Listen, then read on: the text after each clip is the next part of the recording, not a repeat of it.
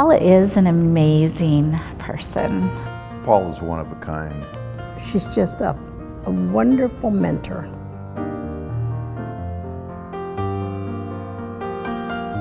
She does a ton of things around Crista as far as Mind Matters, as far as drama clubs, helping new residents who move in. She does the welcoming for them. She's an MC, and she does all of that after overcoming macular degeneration, where she has 99.9% lost her sight.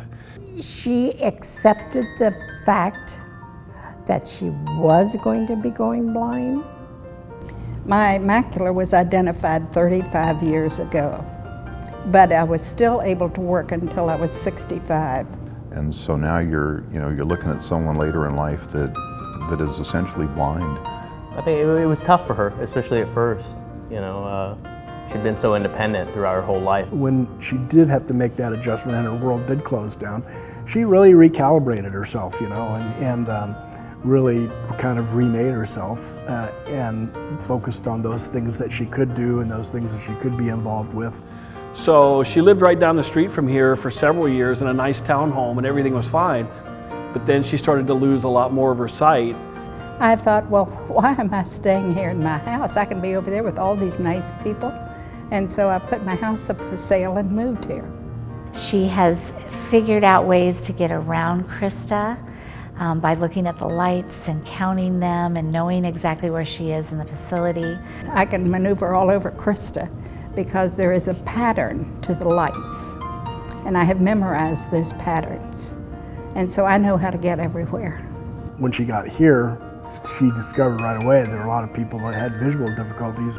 And she shares her information with a group that she started with low vision.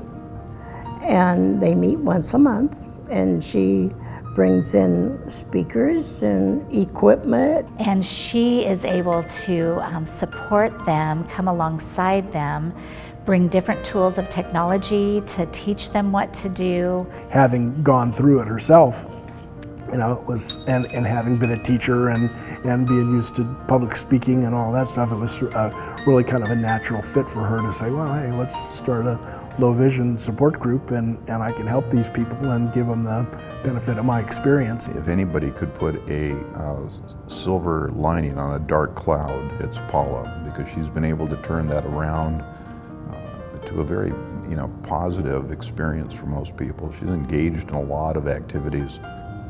One of the advantages I find with being blind is that as I meet people, I do not have any preconceived notions of who or how they might be. She's just the strongest person. She doesn't let anything bother her, and like when this came up, it's just another challenge. I think she sees it like that, and she just overcomes it and goes on about it. So that's the way I have operated. There's always a solution. It may not be the one you want, but it is a solution to whatever problem you have.